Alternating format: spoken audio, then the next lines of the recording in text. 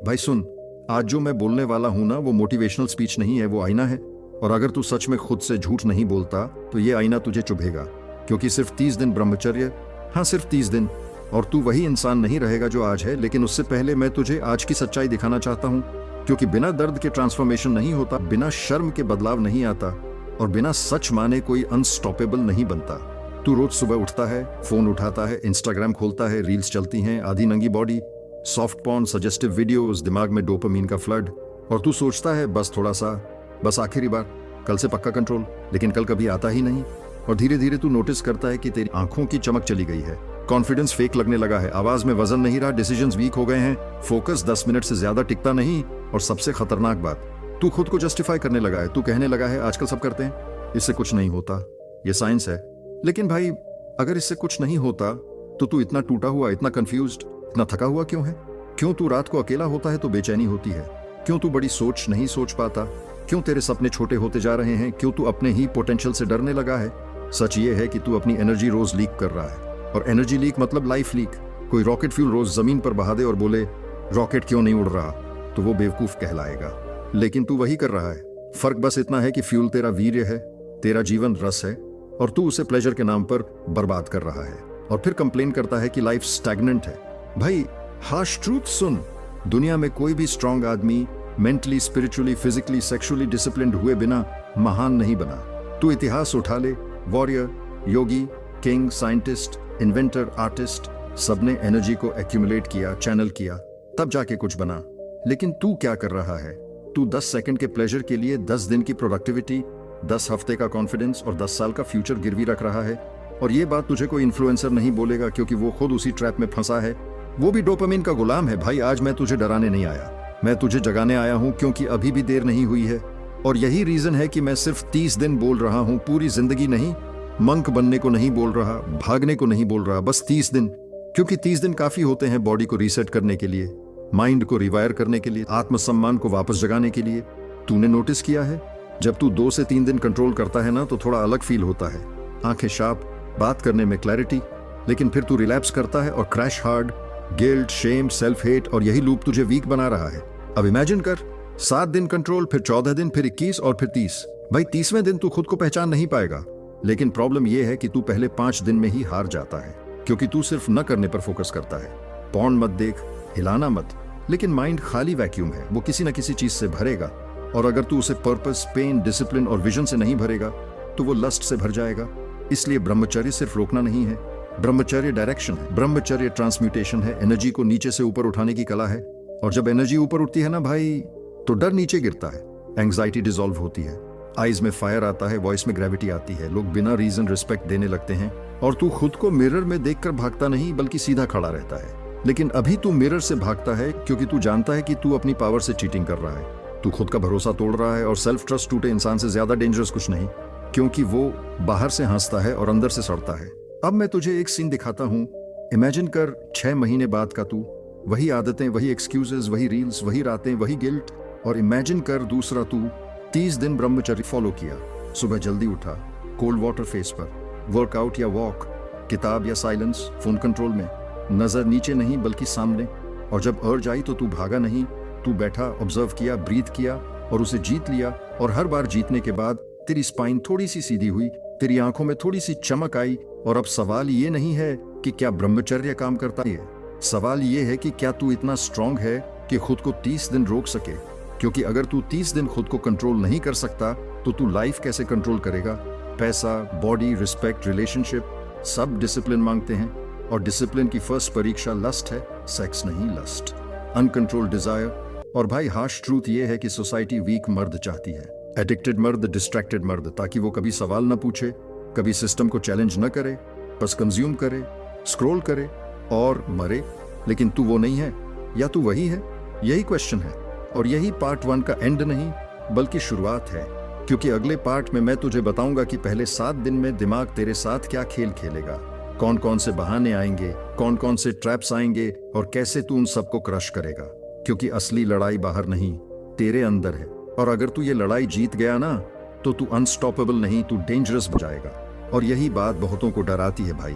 अब ध्यान से सुन, क्योंकि अगर तू यहां तक पहुंचा है ना तो इसका मतलब या तो तेरे अंदर अभी भी कुछ जिंदा है या फिर तू सिर्फ सुन रहा है लेकिन लड़ने को तैयार नहीं। और पार्ट 2 वही जगह है जहां ज्यादातर लोग गिरते हैं, क्योंकि यहाँ मोटिवेशन नहीं कन्फ्रंटेशन होती है। यहाँ तेरा असली दुश्मन सामने आता है, और वो पॉन नहीं है, वो लड़की नहीं है, वो रील नहीं है, वो तेरा अपना दिमाग है।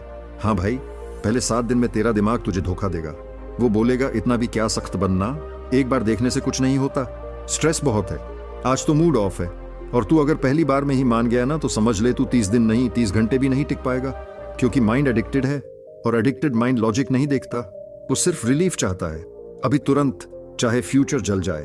और यही रीजन है कि मैं तुझे पहले 7 दिन को हेल वीक बोलता हूँ, क्योंकि बॉडी रिवोल्ट करेगी, सर्जेस आएंगी ऐसे जैसे किसी ने अलार्म बजा दिया हो, रात को अचानक हीट, दिन में फोकस जीरो, और अकेले में दिमाग डर्टी सीन्स रिप्ले करेगा। लेकिन भाई हार्श ट्रूथ ये है कि ये अर्ज नहीं है, ये विथड्रॉल है। जैसे नशेड़ी को नशा न मिले तो तड़पता है, वैसे ही तू तड़पेगा। और अगर तू इस तड़प को रॉन्ग समझकर भागा तो तू फिर उसी जेल में लौट जाएगा। लेकिन अगर तू समझ गया कि ये पेन अच्छा है, ये पैटो, ये डिटॉक्स है, ये मेरी पावर वापस आने का साइन है, बस तो गेम यहीं पलट जाएगा। क्योंकि जो आदमी पेन को मीनिंग दे देता है ना, उसे कोई पेन रोक नहीं सकता। अब एक विजुअल सोच, जिम में कोई स्किनी लड़का पहली बार हैवी वेट उठाता है, मसल जलती है, हाथ कांपते हैं, पेन होता है, लेकिन वही पेन मसल बनाता है। अगर वो बोले ये पेन गलत है और वेट छोड़ दे तो वो हमेशा स्किनी रहेगा। ब्रह्मचर्य का फर्स्ट वीक भी एग्जैक्टली वही जिम है। डिफरेंस बस इतना है कि यहाँ मसल नहीं कैरेक्टर बनता है, बैकबोन बनती है, और बैकबोन के बिना आदमी सीधा खड़ा नहीं हो सकता। अब मैं तुझे एक प्रैक्टिकल सच बताता हूँ। पहले 7 दिन में तू जीत या हार सिर्फ एक चीज से करेगा, रिस्पॉन्स से। अर्ज आएगी, ये तेरे कंट्रोल में नहीं, लेकिन तू उस अर्ज पर क्या करता है यही तेरे कंट्रोल में है। ज्यादातर लोग अर्ज आते ही फोन उठा लेते हैं, बेड पर लेट जाते हैं, अकेले कमरे में बंद हो जाते हैं, और फिर ब्लेम करते हैं कंट्रोल नहीं हो पाया। भाई कंट्रोल इसलिए नहीं हो पाया क्योंकि तू खुद को ट्रैप में ले गया। डिसिप्लिन मतलब टेम्पटेशन से लड़ना नहीं, डिसिप्लिन मतलब टेम्पटेशन से दूर स्ट्रक्चर बनाना। अगर तू अकेला है तो बाहर जा, अगर रात है तो उठ पुशअप्स मार, अगर फोन हाथ में है तो उसे कमरे से बाहर रख, क्योंकि तू अभी वॉरियर नहीं है, तू ट्रेनी है। और ट्रेनी को बैटलफील्ड में नेकेड नहीं भेजते, स्ट्रक्चर देते हैं, रूटीन देते हैं। और यही रीजन है कि ब्रह्मचर्य सिर्फ न करना नहीं है, ये रिप्लेस करना है।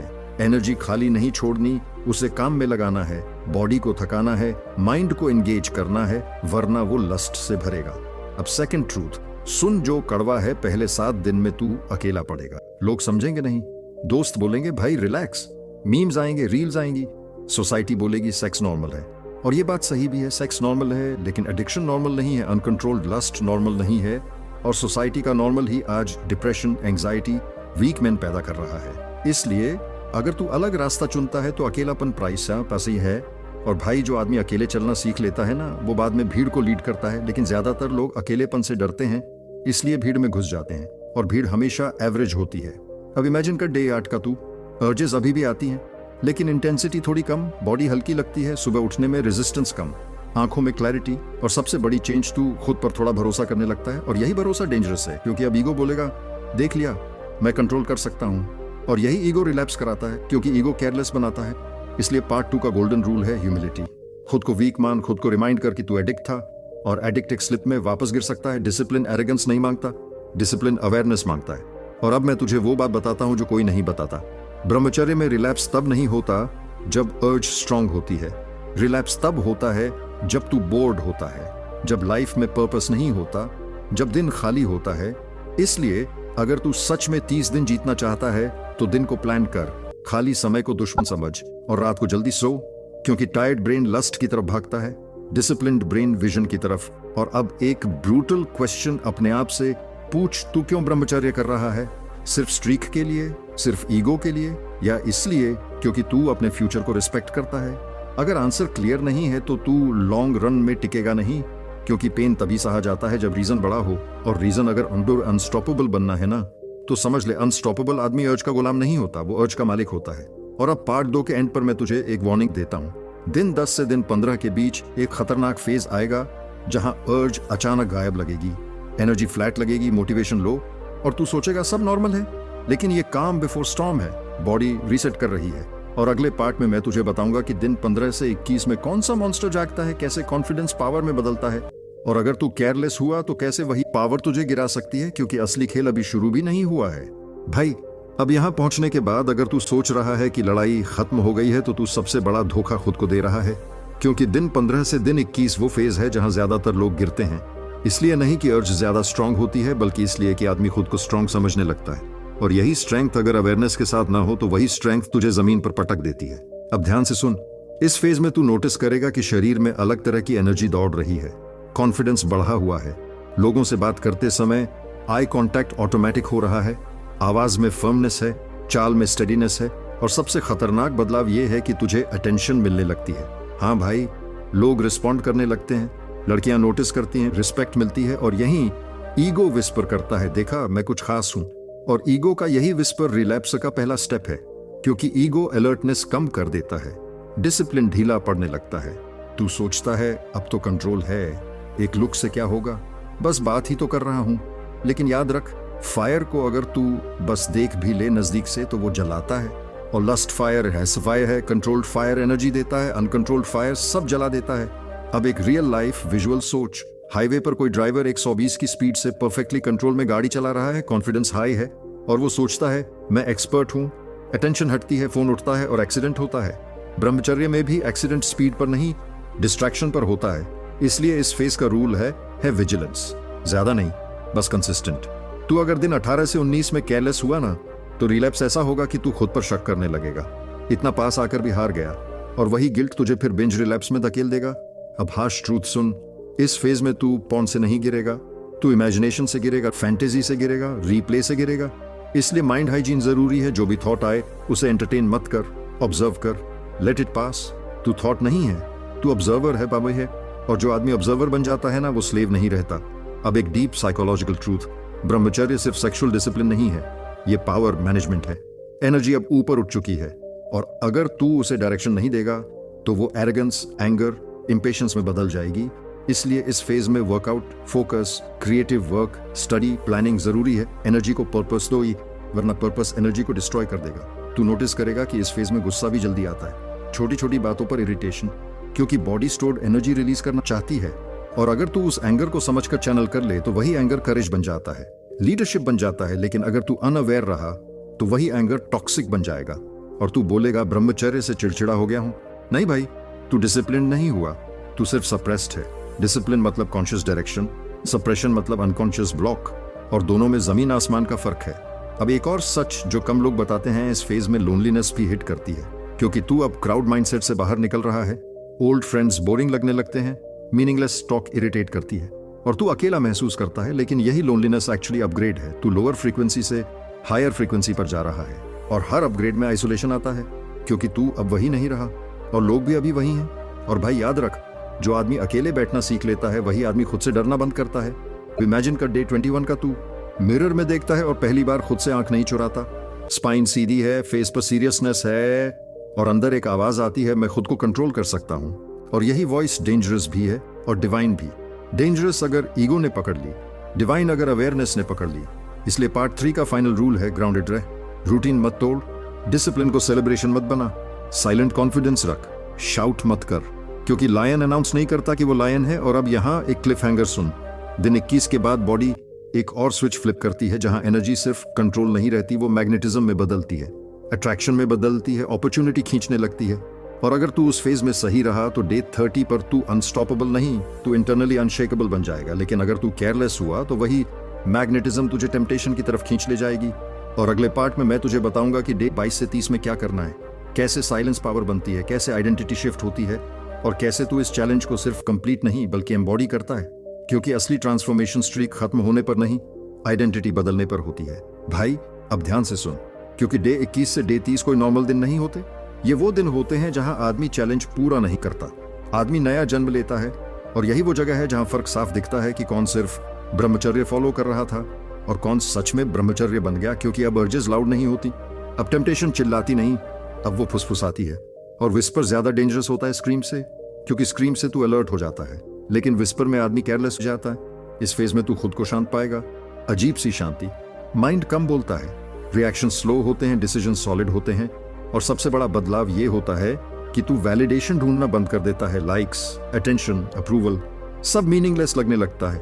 और यही रियल पावर है, क्योंकि जिस आदमी को अप्रूवल की भूख नहीं, उसे मैनिपुलेट नहीं किया जा सकता और सोसाइटी ऐसे आदमी से डरती है। अब एक विजुअल सोच, पहले तू भीड़ में खड़ा था, सबकी आवाजें, ओपिनियंस, ट्रेंड्स, और अब तू थोड़ा अलग खड़ा है। नॉइस कम है, क्लैरिटी ज्यादा है।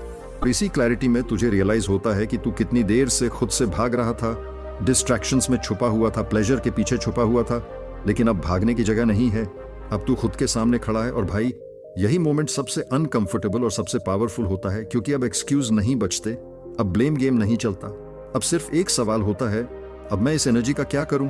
और यही सवाल तेरी डेस्टिनी डिसाइड करेगा, क्योंकि ब्रह्मचर्य का अल्टीमेट गोल कंट्रोल नहीं है, क्रिएशन है।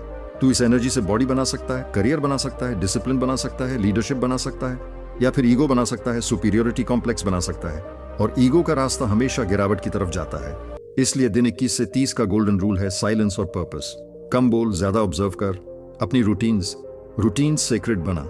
सुबह का time, body movement, work focus, रात की साइलेंस, क्योंकि इस फेज में छोटी सी भी गलती हैवी पड़ती है। जैसे पॉलिश्ड सोर्ड, अगर गलत एंगल पर रख दी तो ब्लंट हो जाती है। और अब एक हार्श ट्रूथ जो सुनना जरूरी है, 30 दिन के बाद तू सुपर ह्यूमन नहीं बनेगा, तू रिच नहीं हो जाएगा, लोग तुझे भगवान नहीं मानने लगेंगे, लेकिन तू इंटरनली ऐसा स्टेबल हो जाएगा कि बाहर की केओस तुझे हिला नहीं पाएगी। और आज की दुनिया में यही सबसे रेयर पावर है, क्योंकि ज्यादातर लोग इमोशनली वीक हैं, इंस्टेंटली ट्रिगर होते हैं, इंस्टेंटली टूटते हैं। और तू अगर काम रहना सीख गया ना, तो तू कंपटीशन से बाहर निकल जाता है, क्योंकि तू रिएक्ट नहीं करता, तू रिस्पॉन्ड करता है। अब इमेजिन कर, दिन 30 की सुबह तू उठता है, फोन की अर्जेंसी नहीं, body fresh, eyes steady, mind grounded, और अंदर एक डीप प्राइड, लाउड नहीं, साइलेंट प्राइड। वो प्राइड जो बोलती है, मैंने खुद से किया हुआ वादा निभाया। और भाई, सेल्फ रिस्पेक्ट से बड़ी कोई मोटिवेशन नहीं होती, क्योंकि पैसा चला जाए तो वापस आ सकता है, लोग छोड़ जाए तो नए मिल सकते हैं, लेकिन अगर सेल्फ रिस्पेक्ट मर गई ना, तो आदमी जिंदा होते हुए भी मरा हुआ होता है। और अब मैं तुझे वो बात बता रहा हूं जो इस पूरे वीडियो का कोर है अनस्टॉपेबल होना मतलब एग्रेसिव होना नहीं, अनस्टॉपेबल होना मतलब कंसिस्टेंट होना, बोरिंग कंसिस्टेंसी, साइलेंट डिसिप्लिन, रोज वही सही काम करना जब कोई देख नहीं रहा। और अगर तू 30 दिन खुद को कंट्रोल कर सकता है, तो तू 300 दिन स्किल बिल्ड कर सकता है, तू 3 साल गोल चेस कर सकता है, तो तू रिश्तों में लॉयल रह सकता है, तू प्रेशर में भी काम रह सकता है, क्योंकि जिसने डिजायर को मास्टर कर लिया, उसने लाइफ को मास्टर करने का रास्ता खोल लिया। और अब फाइनल पंचलाइन सुन, ये 30 दिन कोई चैलेंज नहीं थे, ये तेरी औकात का प्रूफ थे। प्रूफ कि तू जानवर नहीं है, तू स्लेव नहीं है, तू इंपल्स का गुलाम नहीं है, तू कॉन्शियस इंसान है। और अगर तू यहां तक आया है ना, तो अब पीछे जाने का कोई रीजन नहीं, क्योंकि अब तू जानता है कि तू क्या बन सकता है, और इग्नोरेंस से बड़ा कोई कर्स नहीं होता। इसलिए डिसीजन तेरा है, या तो तू फिर उसी लूप में जाएगा, वही एक्सक्यूजेस, वही गिल्ट, वही वीकनेस, या फिर तू इस आइडेंटिटी को कैरी करेगा, इस साइलेंस को, इस डिसिप्लिन को, और धीरे धीरे अपनी पूरी लाइफ को अपग्रेड करेगा। क्योंकि भाई याद रख, ब्रह्मचर्य एंड नहीं है, ब्रह्मचर्य फाउंडेशन है। और जिस आदमी की फाउंडेशन स्ट्रांग होती है ना, उसे कोई गिरा नहीं सकता। तू अनस्टॉपेबल इसलिए नहीं बनेगा क्योंकि तू दुनिया से लड़ रहा है, तू अनस्टॉपेबल